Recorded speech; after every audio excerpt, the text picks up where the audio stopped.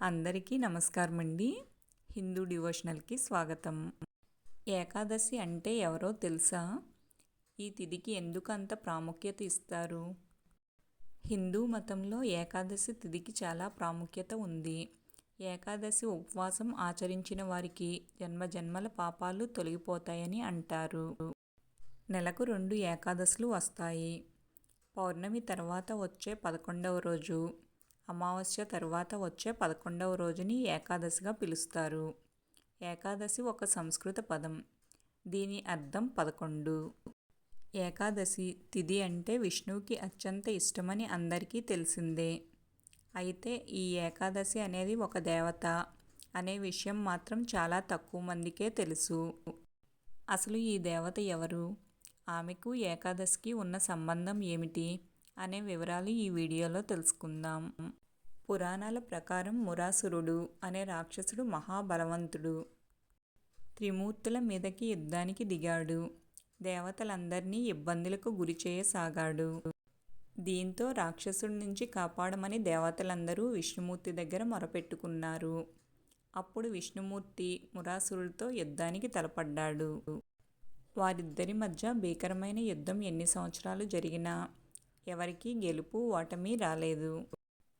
ఈ సమయంలో విష్ణుమూర్తి అలసట తీర్చుకోవడానికి ఒక గుహలోకి వెళ్తాడు. అప్పుడు మురాసురుడు విష్ణువు నిద్రలో ఉండగా సంహరించాలని గుహ దగ్గరకు వెళ్తాడు.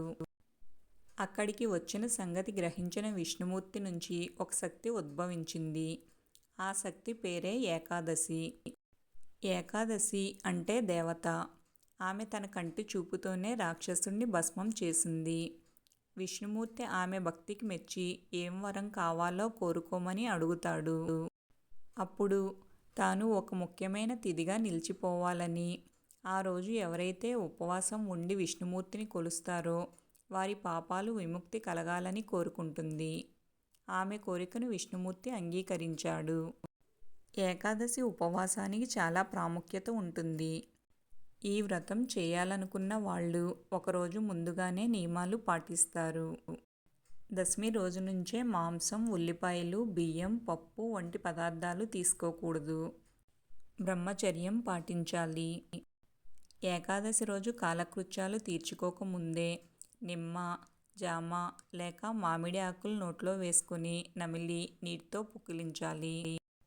ఏకాదశి రోజు ఓం నమో భగవతే వాసుదేవాయ నమః అనే మంత్రాన్ని జపిస్తూ విష్ణుమూర్తిని ప్రార్థించాలి. ఏకాదశి రోజు చిన్న ప్రాణికి కూడా హాని చేయకూడదు. వెంట్రుకలు, గోళ్ళు కత్తిరించకూడదు. వీలైనంత వరకు ఏకాదశి రోజు దాన ధర్మాలు చేయడం వల్ల పుణ్యఫలం లభిస్తుంది. విష్ణు సహస్రనామాలు జపిస్తూ ఆధ్యాత్మిక చింతనలో ఉంటే విష్ణు అనుగ్రహం లభిస్తుంది.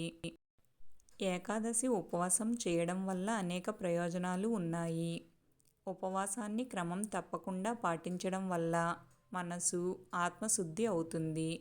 భక్తిభావం పెరుగుతుంది. దైవానుగ్రహం పొందుతారు. స్వీయ క్రమశిక్షణ వృద్ధి చెందుతుంది.